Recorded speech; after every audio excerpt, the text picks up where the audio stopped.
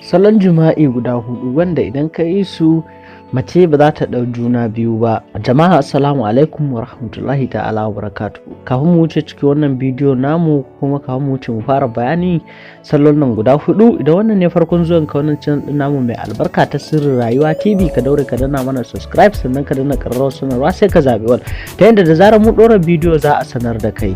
Mun gode sosai da sosai, kuma kada ka manta da danna mana alamar like, saboda like shi ke haɗa mana bidiyoyin mu a YouTube. Salo guda 4 wanda idan za ka bi su, idan ka bi su kai su successfully, to mace ba za ta ɗauki juna biyu ba. Wannan bidiyon ko kuma wannan bayanin zan yi shi ne saboda masu aure. Idan baka da aure kai, to sai dai za ka iya sauraren shi saboda nan gaba, amma kada ka je dai ka aikata wani abun da ba daidai ne ba a ciki. So za mu fara da salo na farko, shine withdrawal method. A turance ana kiran shi withdrawal method. Wannan kuma salon ba komai ba ne, salon jima'i ne, withdrawal method. So ban san da zan faɗe shi da Hausa ba. Yanda withdrawal method din ne yake kuma shine yayin da kake tsaka da jima'i, ko kuma ce yayin da kuke tsaka da jima'i, kuna tsakiyar jima'i, idan ka zo ka wajen inzali, idan ka ji kamar ya zo kenan, idan ka ji kamar ya zo, to ka kawo sai ka fito da azzakarinka, sai ka zo ka wannan maniyin da ya fito ka zub da shi a gefe. Wannan shi ake kira da withdrawal method. So abu salo na biyu kuma shine akwai calendar method. Wannan calendar method din kuma shine zaka ringa irge ne, zaka ringa consider ni da period din matarka, lokacin da matarka take al'ada kenan.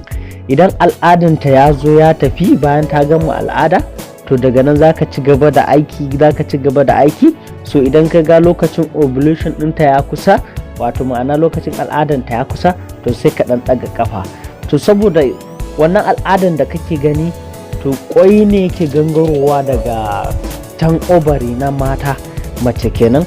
Idan ƙwayin ya gangaro, in ya haɗu da sperm namiji, to daga nan ne fertilization yake taking place. Zaka ga a nan ne mace take ɗaukar juna. To kuma idan kuma kai ka ɗaga kafa, a wannan lokacin ƙwayin ya gangaro kuma bai samu sperm ba, to daga nan ne zaka ga ƙwayin nan ya rube, ya zo ya fita ta gaban mace, zaka ga ya zama jini, ana kiran shi da al'ada. To wannan ƙwayin ne bai samu sperm ba, shi yake zama wannan jinin ya zo ya zube. So abu na uku kuma shine allura ne za a yi. In ka ziyarci duk wani ma'aikatar lafiya, zaka samu wannan alluran ana yin shi wata 3 ne.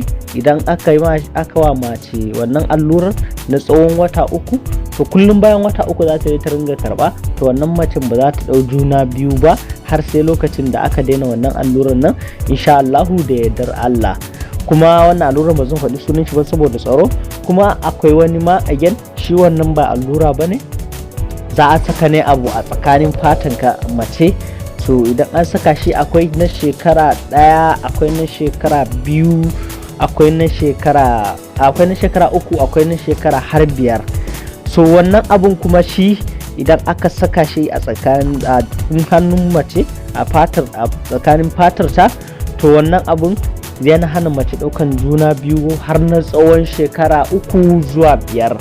So a cikin na 4 kuma again akwai wani abubuwan da shi kuma ana kiran shi, ba zan faɗi sunan shi ba dai saboda tsaro. So shi kuma idan aka saka shi, ana saka shi ne ta farjin mace har ya je ma'aifanta. To wannan yana ɗaukar tsawon shekara 10, mace ba za ta ɗau juna biyu ba. Wannan abun yana ɗaukar tsawon shekara 10, mace ba za ta ɗau juna biyu ba. So a nan ne za mu tsaya a cikin wannan bayanin namu. Mun faɗi salo guda 4 wanda za ka bi, mace ba za ta ɗau juna biyu ba yayin jima'i. So idan wannan ne farkon zuwan ka wannan channel din namu mai albarka, ka daure ka danna mana subscribe sannan ka danna ƙararrawar sanarwa sai ka zabi all, ta yadda za mu ɗora bidiyo za a sanar da kai. Mun gode sosai da sosai.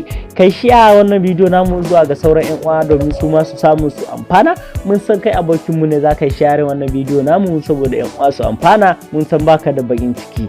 Mun gode, sai mun haɗu da kai a cikin bidiyo na gaba.